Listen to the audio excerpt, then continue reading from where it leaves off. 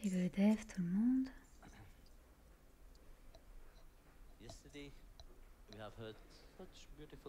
Hier, nous avons entendu le magnifique lila de Bhagavan Vittal.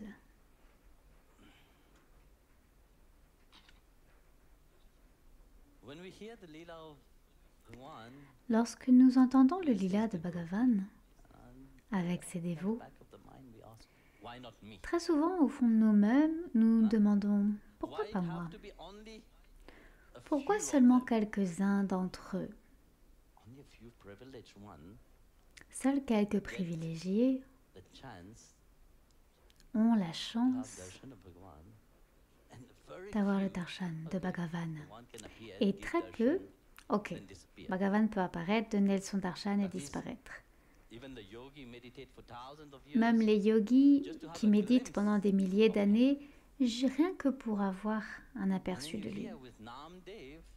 Et puis vous entendez Namdev, Zanabai, Tukaram Maharaj. Ils disent constamment qu'il est avec eux, en permanence. Cela vous rend un petit peu jaloux, un peu envieux envers eux, non? Mais nous sommes aussi aimants. Nous vous aimons également. Qui ne voudrait pas avoir le darshan de Bhagavan? Regardez ici, vous avez le darshan de Shri Hari. Vous voyez, pour les saints, le vigraha n'est pas seulement un vigraha, c'est Bhagavan lui-même. Tout ce qu'ils font dans leur vie, ils ne sont pas séparés de lui.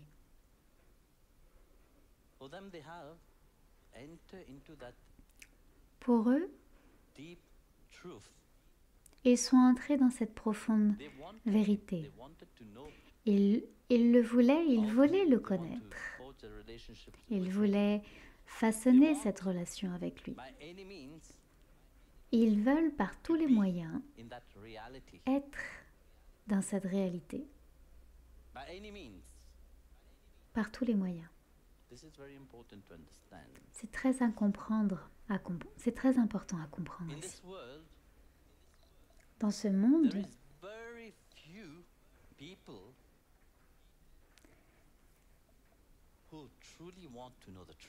très peu de gens veulent vraiment connaître la vérité. Très peu. La majorité des gens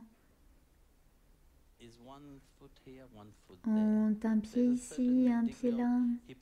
Il y a une certaine hypocrisie à l'intérieur.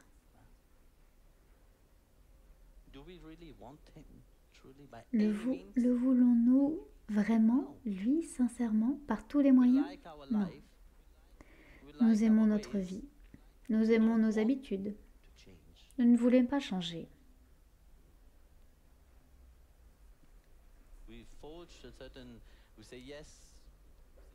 On se dit, oui, nous sommes heureux. Le sommes-nous véritablement? Car vous voyez, le bonheur n'est pas quelque chose de fluctuant. Aujourd'hui, je suis heureux et demain, je ne le suis pas. Lorsque vous atteignez cet état de vrai bonheur, il y a un flux constant de bonheur à l'intérieur de vous. Cela ne fluctue pas de haut en bas.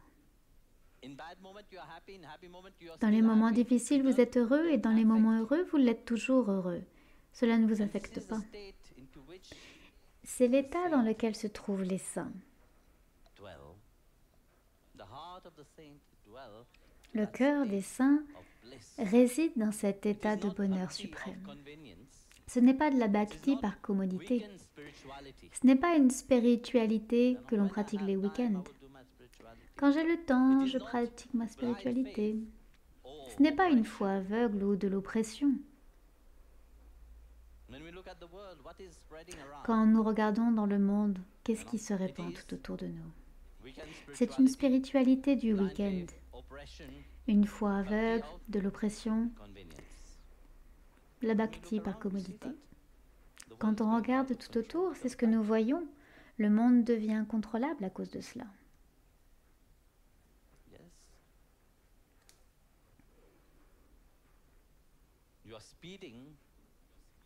Et donc, vous foncez, vous avez appuyé votre pied sur l'accélérateur pour vous détruire, Vous foncez vers la mort.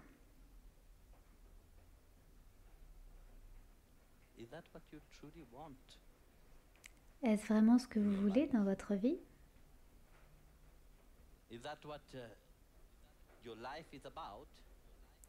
Est-ce là le sens de votre vie? En réalité, c'est une question très simple. Vous pouvez facilement y répondre. Vous n'avez pas besoin d'y réfléchir. Mais maintenant, en parlant, qu'est-ce que vous faites? Vous êtes assis là et à y réfléchir. Tout d'abord, vous dites, oh mon Dieu, il est très cruel, c'est très cruel ce qu'il dit. Ça me touche droit au cœur. Mais c'est une question facile, simple. Elle est tellement simple que la réponse est très difficile. La simplicité. Les choses simples sont très difficiles en réalité. Quelqu'un un jour a demandé à un saint pourquoi les écritures saintes étaient difficiles à suivre. Elles peuvent paraître très faciles et pourtant elles sont très difficiles à suivre. Vous savez ce qu'a répondu le saint? Il a dit parce que c'est trop simple. Parce que c'est simple, nous ne voulons pas le suivre. Mais si c'est compliqué, si vous mettez une philosophie très profonde devant vous et que vous vous dites, s'il vous plaît, cassez-vous la tête dessus. Waouh! Vous dites oui. Je suis un grand philosophe. Vous vous asseyez bien droit.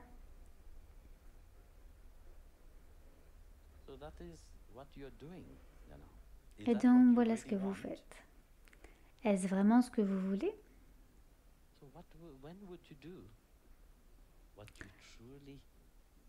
Quand ferez-vous vraiment ce que vous voulez? Le temps passe.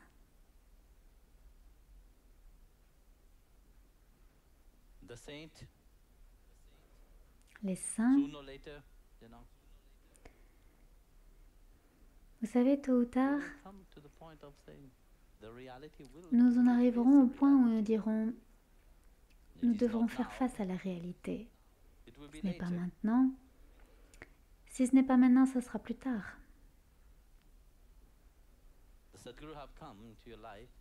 Le Sadhguru est venu dans votre vie pour vous le rappeler. Bénis et chanceux sont ceux qui ont trouvé la grâce du Sadhguru dans leur vie.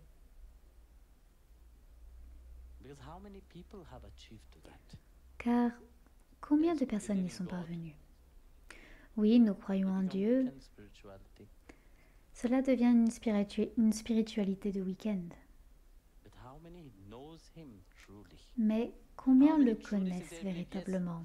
Combien croient sincèrement que oui, il existe? Ce n'est pas seulement un fantasme, ce n'est pas seulement une idée. Je l'ai vu, j'ai conversé avec lui.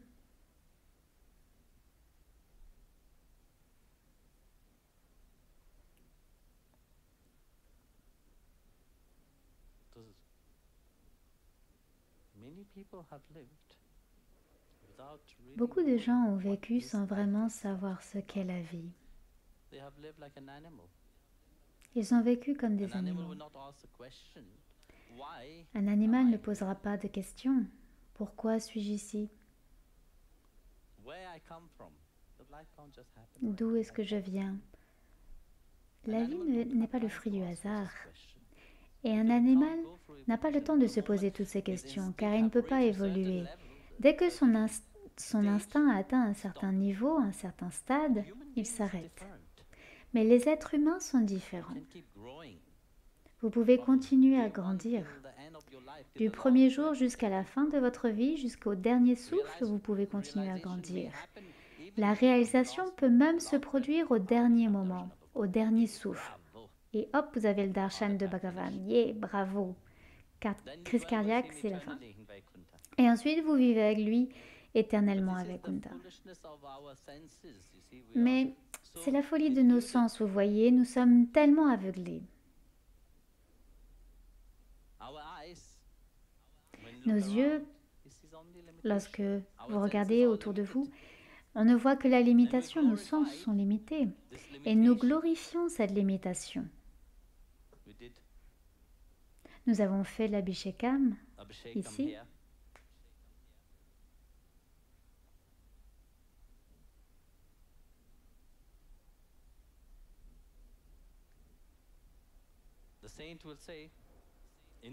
Les saints diraient, dans les lieux de pèlerinage,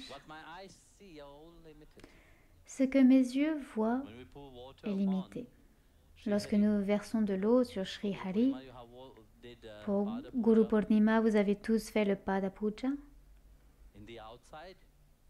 À l'extérieur, ce n'est que de l'eau normale. Oui ou non? Et vous étiez très excités en venant ici à verser de l'eau. Lorsque nous faisons l'Abhishekam à Sri Hari, nous ne faisons que verser de l'eau. Mais en réalité, quelque chose se passe à ce moment-là. Ce qu'il se passe, en fait, c'est que vos péchés sont lavés. C'est ce qui se passe.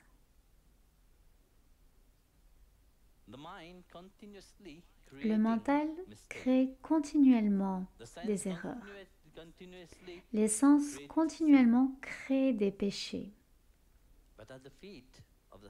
Mais au pied du Sadguru, c'est là où, lorsque vous êtes absorbé dans votre dévotion,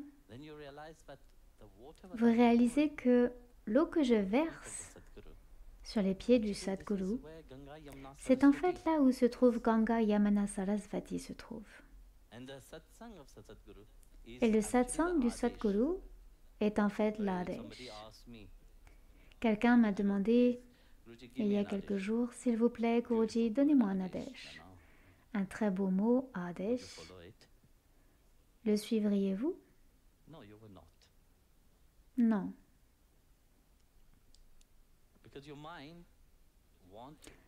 Parce que votre mental veut vous dicter votre conduite. Et vous vous laissez dicter par votre mental. Un Adesh signifie que vous devez renoncer à ce que votre mental vous dit. Et par tous les moyens, faire ce que le Sadguru vous a dit de faire. Et un Adesh peut seulement être un mot que l'on chérira toute sa vie. Ce ne sont pas de longues phrases, juste un mot. Je disais cela à quelqu'un. J'ai rencontré un dévot qui n'avait rencontré son gourou qu'une seule fois. Et son gourou ne lui avait dit qu'un seul mot. C'est tout. Pour lui, cela a complètement changé sa vie. Et il a pris ce mot de son Sadguru et il l'a gardé précieusement. Et il a vécu selon ce mot. Adesh, ce n'est pas très long.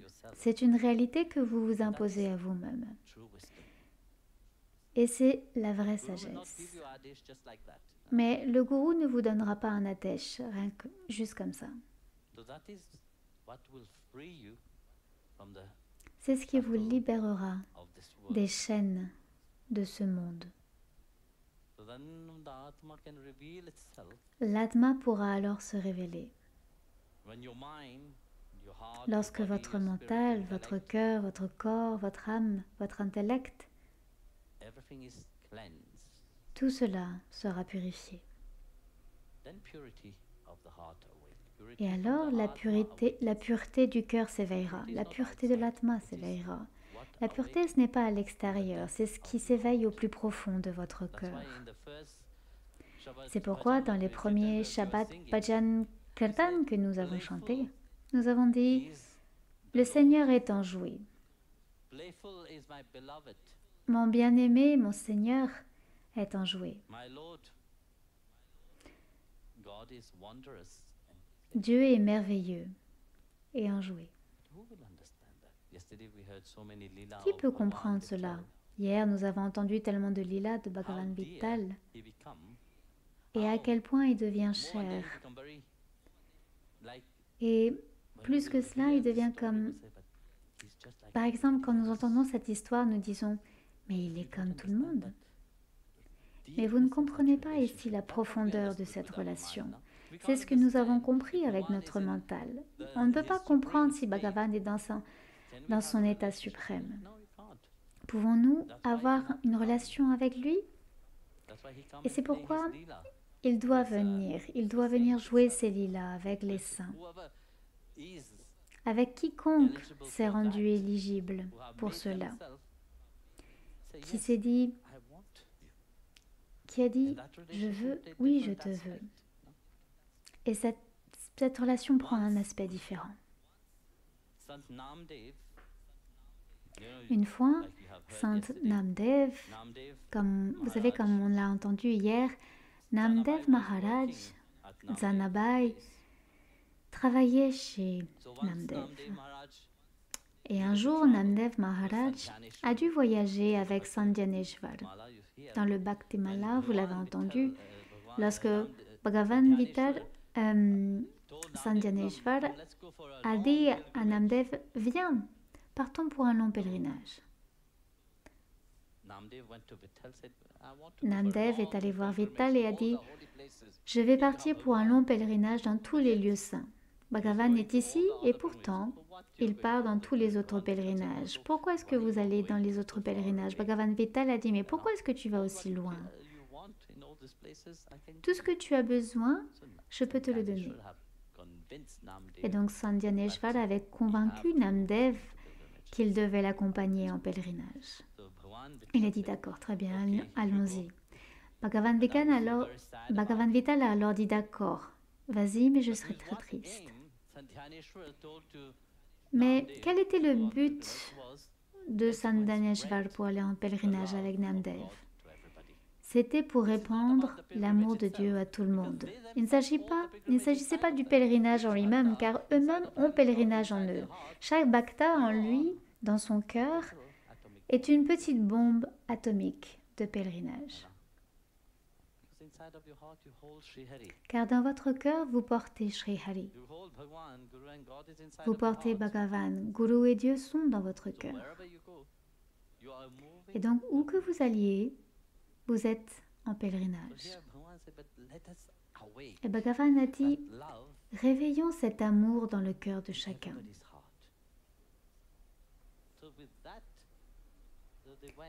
Et donc, ils sont ainsi partis en voyage pendant très longtemps.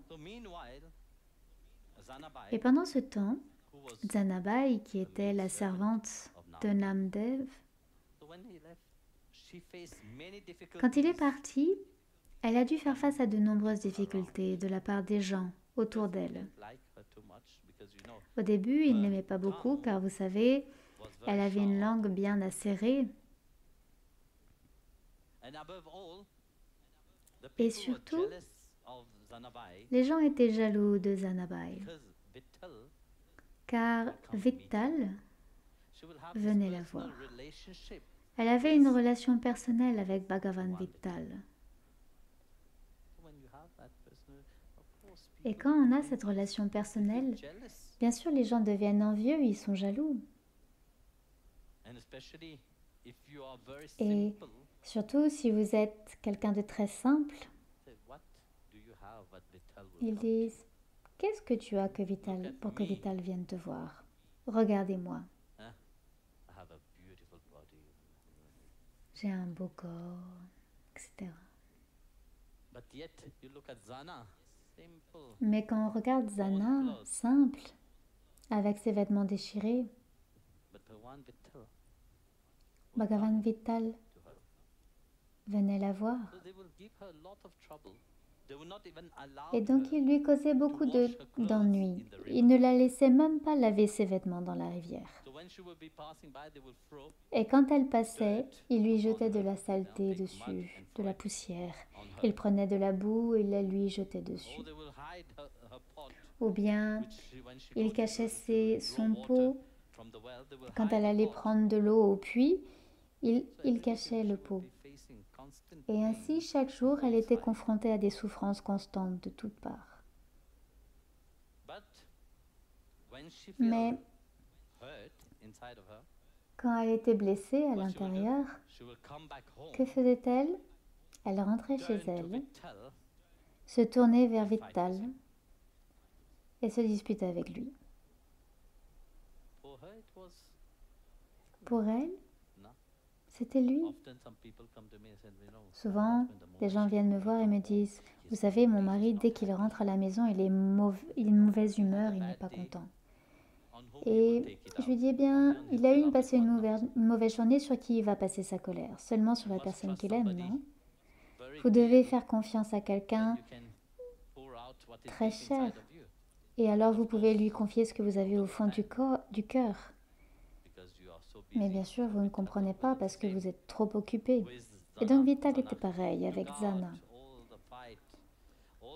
Et donc, toutes les disputes, tout ce qu'elle avait dans son cœur, elle le sortait et se disputait avec Vittal, car pour elle, il était tout. Si quelqu'un lui faisait un croche-pied, elle se disputait avec Vittal. Pourquoi est-ce que tu m'as fait un croche-pied? Si quelqu'un ne la laissait pas boire de l'eau, elle s'en prenait à Vittal. Pourquoi est-ce que tu es si cruel avec moi? Vous voyez, dans la simplicité de son cœur, elle percevait tout à travers Vittal. Ce n'est pas les gens, c'est Vittal. Et cette bhakti qui est dans son cœur, cet état de dévotion pure est extraordinaire. À tel point que Bhagavan Vittal lui-même attendait, il était impatient de rencontrer Zanabai. Il attendait le moment où Zanagai allait l'accuser. Il était là à s'y attendre car il savait qu'elle allait venir. Ah, elle est prête. Et donc il attendait que Zanabai l'accuse. Pour lui, Zanabai était Jani. C'est ainsi qu'il l'appelait affectueusement.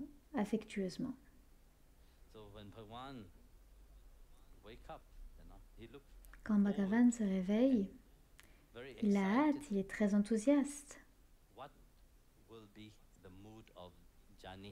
Quelle sera l'humeur de Jani aujourd'hui? Va-t-elle se disputer avec moi? Ou sera-t-elle gentille avec moi? Va-t-elle m'apporter à manger ou va-t-elle me laisser mourir de faim?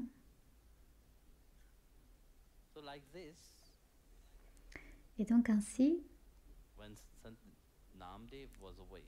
pendant que Namdev était au loin, Zanabai, dont les problèmes s'aggravaient, sa souffrance augmentait, et à cause de cela, elle ne pouvait plus préparer à manger.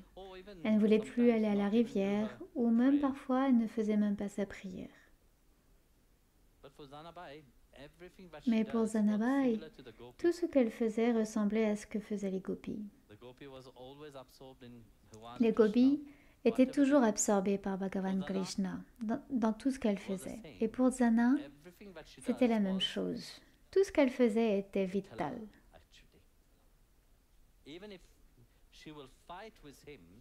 Même si elle s'est disputée avec elle, il était le bien-aimé de son cœur. Il n'y avait personne d'autre. Personne à part Vittal. Partout où elle regardait, il n'y avait que Vittal.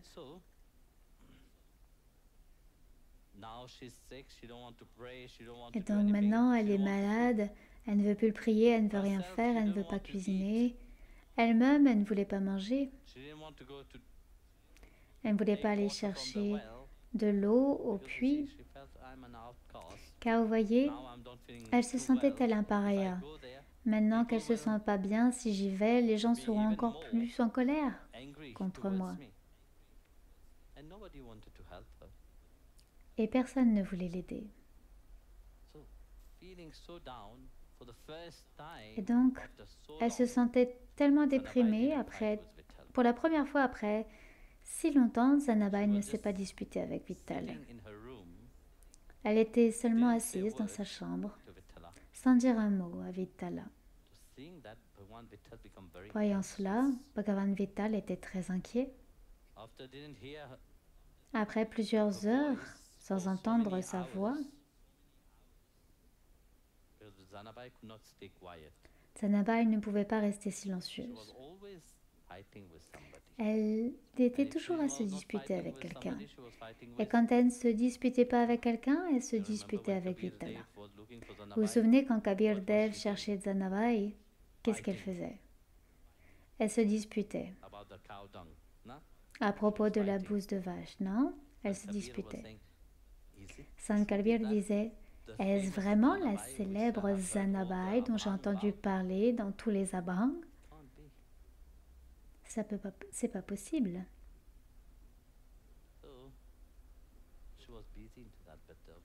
Et donc, bien sûr, Bhagavan était très inquiet en voyant l'état de Zana.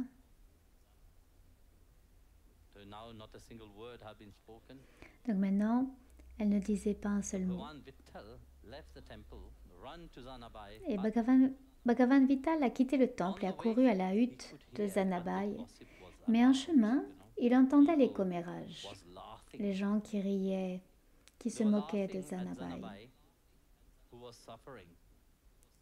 Ils se moquaient d'elle alors qu'elle souffrait. Ils riaient et ils disaient, maintenant elle est malade, qui va s'occuper d'elle? Et en entendant cela, Bhagavan est devenu très triste. Il a dit, eh bien, vous tous êtes mes enfants, je vous aime tous. Et au lieu de vous aider les uns les autres, pourquoi ne comprenez-vous pas que chacun a une façon différente de m'aimer? C'est ce que Bhagavan Vittal disait. Et voyant l'attitude des gens, il avait une grande douleur. Il s'est précipité alors vers la hutte de Zanabai et en chemin, Bhagavan est devenu très émotionnel. Lorsqu'il est arrivé à la hutte de Zanabai, il s'y est rendu avec un seul but, aider Zanabai. Mais là, il était dans son Svarup et il ne pouvait pas supporter de voir Zanabai souffrir. Donc ce qu'il a fait, c'est qu'il s'est transformé en une femme. Il a changé d'aspect, comme Mohini, pour venir servir. Il est dit que cette apparence qu'il a prise était encore plus belle que celle de Mahalakshmi.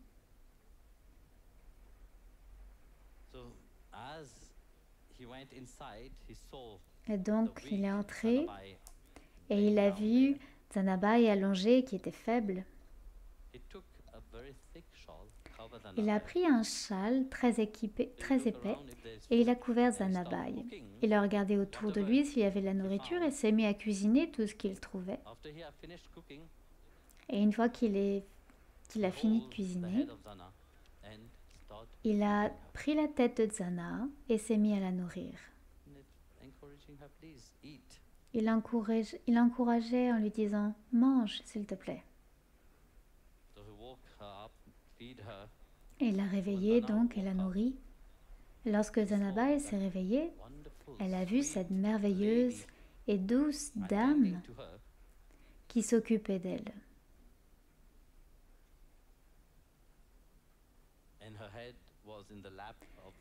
Sa tête était posée sur les genoux de cette femme. Et Bhagavan s'est dit en lui-même, j'espère que Zana ne me reconnaîtra pas.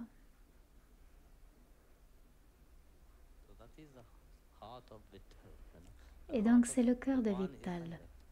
Le cœur de Bhagavan est ainsi. La manière dont vous construisez votre relation avec lui, il vous la rendra encore plus.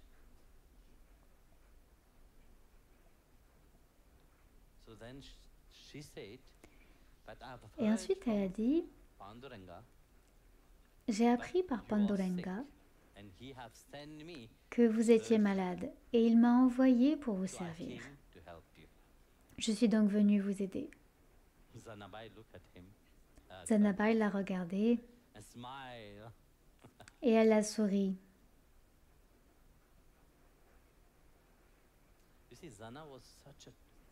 Vous voyez, Zana était une personne très forte, mais elle ne pleurait jamais, parce qu'elle avait toujours dû se battre. Elle se battait contre tout le monde pour prouver sa valeur, et donc elle ne pleurait jamais. Mais en voyant qui se tenait devant elle, pour la première fois, Zana a pleuré. Des larmes coulaient sur son visage. Elle a dit, Vittal, tu es si gentil et aimant. Tu acceptes tout le monde, quoi qu'il arrive. Mon cher Vittal, tu es venu parce que je suis malade. Elle a dit, mais tu vois, tu es venu me voir, mais les gens pensent que je suis impure. En venant me toucher, ils vont penser que je vais te contaminer. Retourne dans ton temple. Retourne-y. Les gens t'attendent. Je m'en sortirai.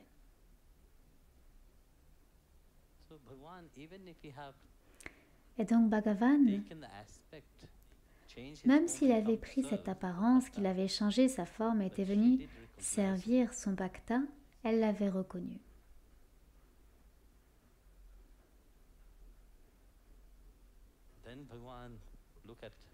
Bhagavan l'a regardé, Zana,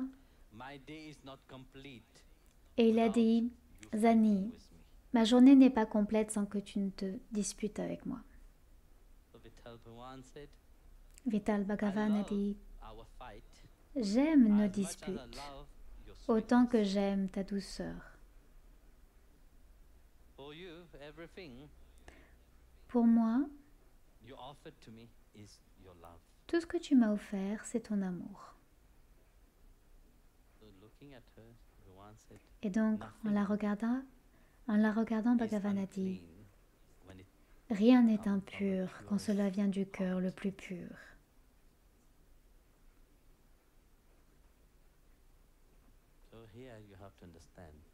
Donc, ici, vous devez comprendre, ne faites pas la même chose que Zana, car votre cœur n'est pas encore dans cet état.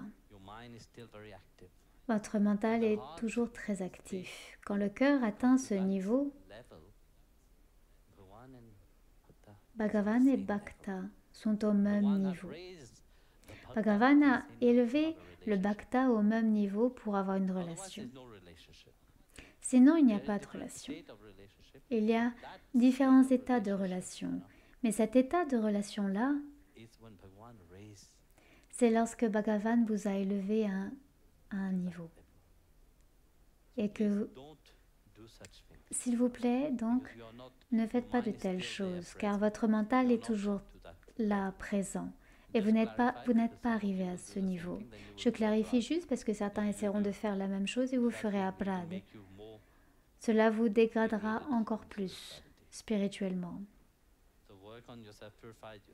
Donc, travaillez-vous sur vous-même, purifiez-vous. Et ainsi, dans l'histoire, nous voyons comment Bhagavan et son véritable bhakta, dans cet amour, ils se servent l'un l'autre. Dans cet état de service, Bhagavan lui-même oublie qu'il est le Seigneur suprême. Il oublie sa gloire. Il vient servir les saints. Il vient rappeler la relation qu'il a avec les gens. Il vient rappeler la douceur qu'il possède.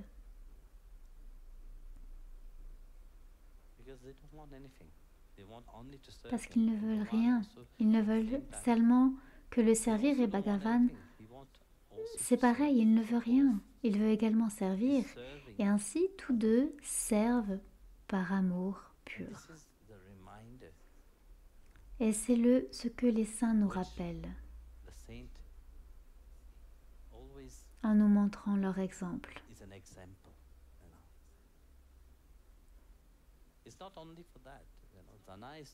Mais ce n'est pas tout. Jhana n'est pas qu'un exemple de cette relation profonde entre Dieu et ses dévots. Dieu et son peuple. Il existe une relation profonde entre eux. Et les gens peuvent ne pas s'en souvenir, mais Bhagavan vient le leur rappeler. Nous avons vu cela dans d'innombrables histoires. À travers les Écritures, on peut le voir. Et pas seulement dans l'hindouisme, nous pouvons le voir dans différentes religions. Bhagavan vient rappeler cette relation.